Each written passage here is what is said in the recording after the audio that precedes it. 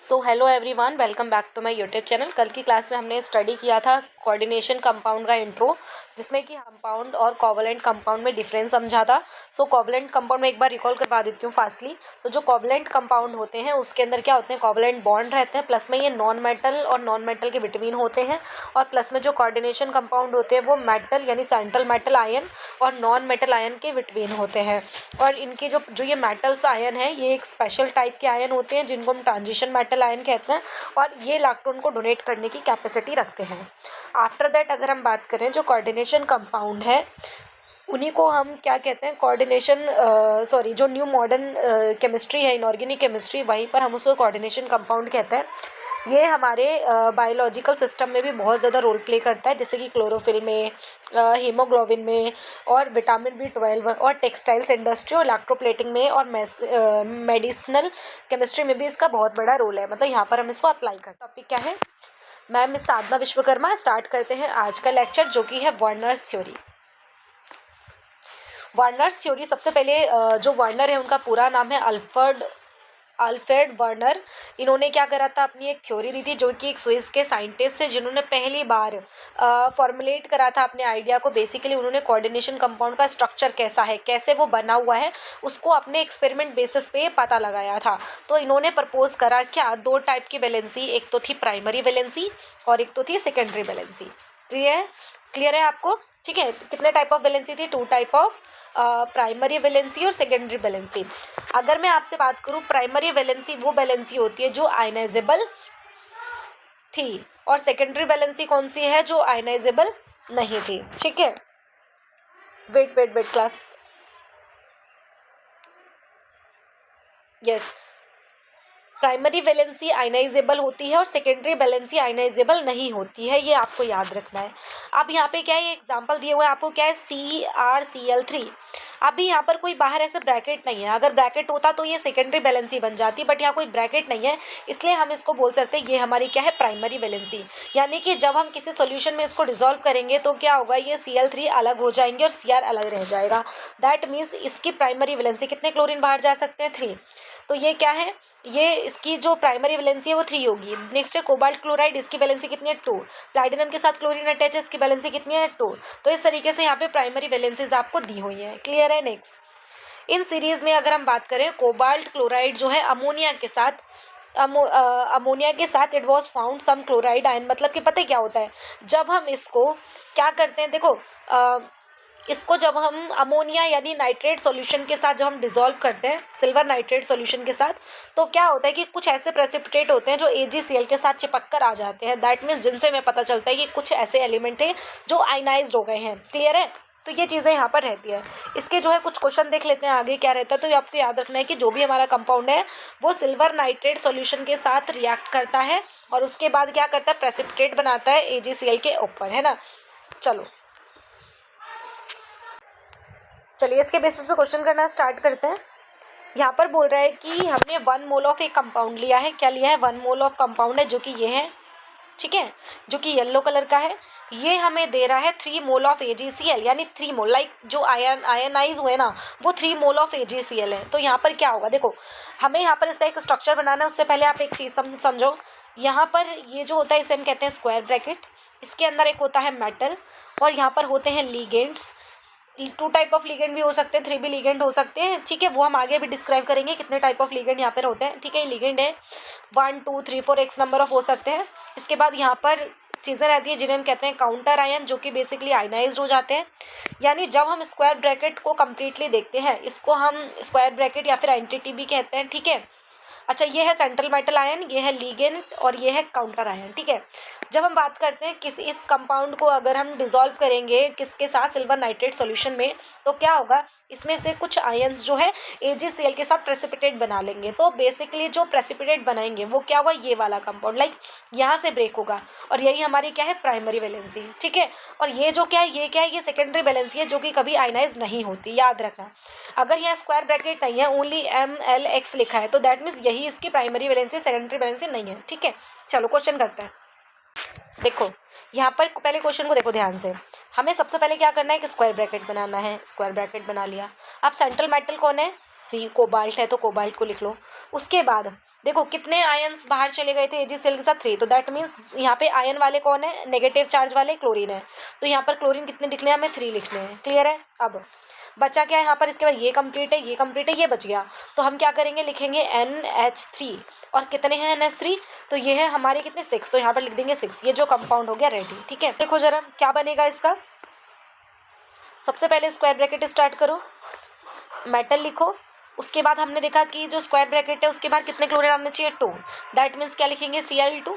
अब बचा कौन कौन, एक क्लोरीन अभी भी बचा हुआ है, तो हम क्लोरीन से पहले एक काम करते हैं, इसे लिख लेते हैं, क्या है, NH3 का होल 5 एंड Cl।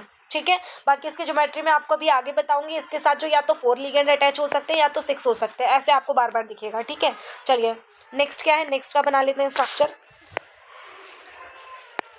नेक्स्ट के लिए क्या रहेगा, देखो सबसे पहले स्क्वायर ब्रैकेट बनाओ, मेटल लिखो, कितने लिगेंड्स बाहर जाएंगे, कितने काउंटर आयन बाहर जाएंगे, ओनली 1, तो एक क्लोरीन को बाहर रखो, कितने क्लोरीन बचे हैं, 2 बचे हैं, और NH3 भी बचे हैं, तो NH3 का होल 4 और कितने क्लोरीन बचे हैं अभी, 2, तो दैट मीन्स ये इसका स्ट्रक्चर हो जाएगा। क्लियर है। नेक्स्ट के लिए बना लेते हैं फटाफट से।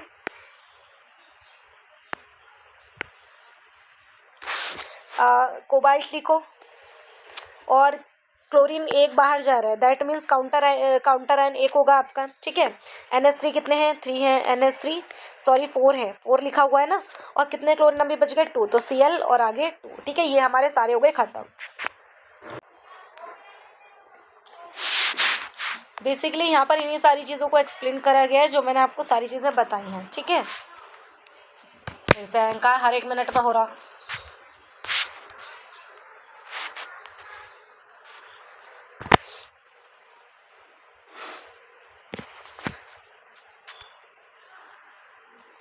नेक्स्ट यहाँ पर ये भी इसी तरीके की चीज़ें हैं, यानी जितने आयन्स बाहर जाएंगे वो इसके इलेक्ट्रोलाइट में सेकंड नंबर पे लिखा है। ठीक है, और यहाँ पर रेशो में 1:1 है, ये इस तरीके से आप कंप्लीट कर सकते हैं। जैसे कि यहाँ से 3 आयन बाहर गए थे इसलिए लिखा है 1:3, यहाँ पे 2 गए हैं इसलिए क्या लिखा है 1:2, यहाँ पर 1 क्लोरीन है इसलिए 1:1, यहाँ पे 1 क्लोरीन है इसलिए 1:1, और जितने बाहर जाएंगे उतना ही चार्ज यहाँ पे पॉजिटिव में लगा देना, मतलब जितने यहाँ नेगेटिव होंगे उतना ही अपोजिट साइड पे क्या होंगे, पॉजिटिव।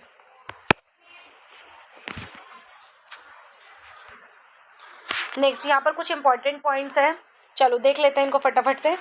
देखो वार्नर ने 1898 में प्रोपाउंडेड करा था अपनी थ्योरी को, जो कि किसके लिए थी, कोऑर्डिनेशन कंपाउंड के लिए, जिसके मेन पोस्टुलेट्स क्या क्या हैं।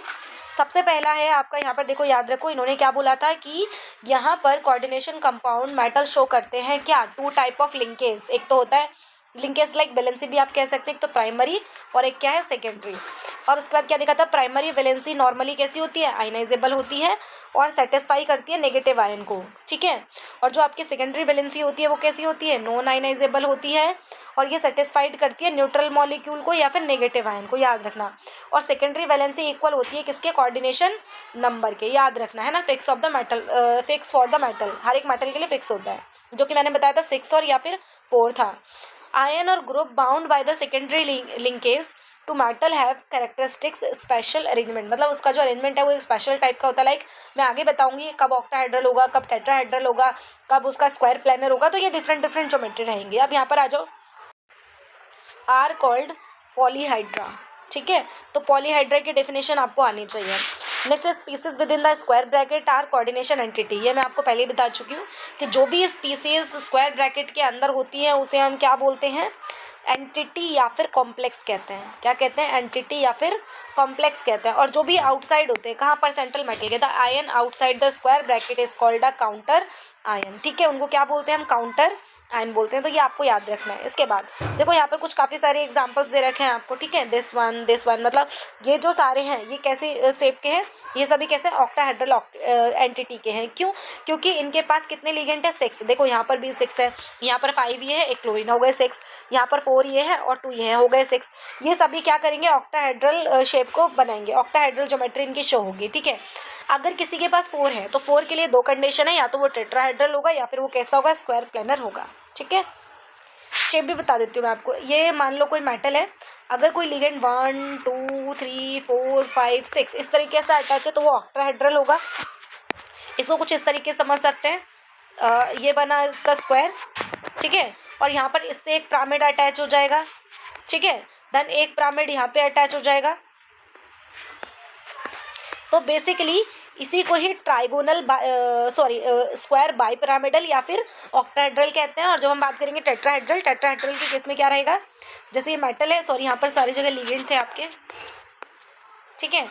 अब क्या है 1 2 3 4, ये आपका किसका है, टेट्राहेड्रल का है, ठीक है। नेक्स्ट अगर हम बोले स्क्वायर प्लेनर कैसा रहेगा, स्क्वायर प्लेनर में बता देती हूँ एक बार क्या रहेगा।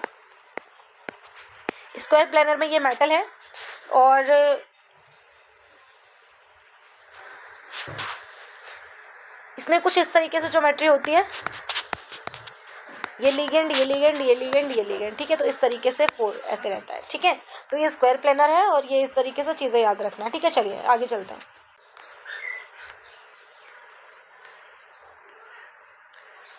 आगे ये एग्जाम्पल नंबर 5.1 है, इसको कंप्लीट कर लेते हैं फटाफट। क्या लिखा है, on the observation following on the basis of following observation made the aqua solution assign secondary valency two matter in the following compound. मतलब सेकेंडरी वैलेंसीज हमें यहाँ पर बतानी है, ठीक है। चलो, और कितनी है वो भी इसको बताना है। अब यहाँ पर देखो ज़रा, ये हमारा एक कंपाउंड है जहाँ पर क्या हुआ है कि जो AgNO3 मतलब जो सिल्वर नाइट्रेट था उसके साथ एक्सेस ऑफ सिल्वर नाइट्रेट डाला और उसके बाद क्या हुआ, AgCl के साथ कुछ प्रेसिपिटेट बनकर आए, ठीक है। तो कितने बाहर गए थे, मोल 2। तो दैट मीन्स यहाँ पर देखो कैसे बनेगा इसका स्ट्रक्चर, प्लैटिनम स्क्वायर, रुको कलर चेंज कर लेती हूँ मैं। प्लैटिनम कितने बाहर गए हैं, 2 क्लोरीन बाहर गए हैं। दैट मीन्स यहाँ पर कितने बच गए, ये डन है 4 बचे, यानी NS3 का होल 4, ठीक है। तो इसके सेकेंड, ये तो प्राइमरी वैलेंसी है 2 है ना, प्राइमरी वैलेंसी मैं इधर लिख रही हूँ, सेकेंडरी वैलेंसी आंसर में है, ठीक है। चलो यहीं पे लिख लेते हैं, लिखती हूँ मैं जरा यहाँ पर रुको। ये प्राइमरी वैलेंसी के लिए मैंने डाला है और ये डाला है सेकेंडरी वैलेंसी के लिए, ठीक है। चलो, तो इसकी प्राइमरी वैलेंसी कितनी हो जाएगी आप बताइए, 2, और सेकेंडरी वैलेंसी कितनी हो जाएगी, 4, ठीक है। चलो नेक्स्ट आता है, नेक्स्ट के लिए स्ट्रक्चर बनाओ। पहले निकल है, ठीक है। स्क्वायर ब्रैकेट के बाहर कितने होने चाहिए, 2 क्लोरीन होने चाहिए थे, क्योंकि नेगेटिव चार्ज है, 2 मोल्स ऑफ बाहर चले गए। अगर आपने प्रीवियस समझा है तो ये आप अच्छे से कर लेंगे, है ना। चलो 2 क्लोरीन बाहर गए, अब कितने अंदर रहेगा, 6 वाटर यानी H2O, ठीक है। तो ये कितने थे, 6। तो दैट मीन्स इसकी सेकेंडरी वैलेंसी कितनी है, 6, और प्राइमरी वैलेंसी कितनी है, 2। और इसका शेप मैं आपको बाद में बताऊंगी कि ऑक्टाहेड्रल होगा या स्क्वायर प्लेनेट, क्योंकि वो हमें बाद में पता चलेगा जब हम बैलेंस बॉन्ड थ्योरी को समझेंगे। चलिए नेक्स्ट आते हैं। नेक्स्ट है आपका, इसका स्ट्रक्चर ड्रॉ करो। क्या हो जाएगा, प्लैटिनम, स्क्वायर ब्रैकेट फॉर्म करना है, कितने आयंस बाहर गए, एक भी नहीं गए, 0 है। दैट मीन्स सब कुछ अंदर रहेगा। एक तो आपको बनाना है HCl कितने हैं, 2 है, और CH4 Cl4 सॉरी कितने हो गए, 6 है, यानी सेकेंडरी वैलेंसी कितनी है, 6, और प्राइमरी वैलेंसी कितनी है, 0, ठीक है। नेक्स्ट ये 2 क्वेश्चन आपके होमवर्क में, इसको अपने आप सॉल्व करिए।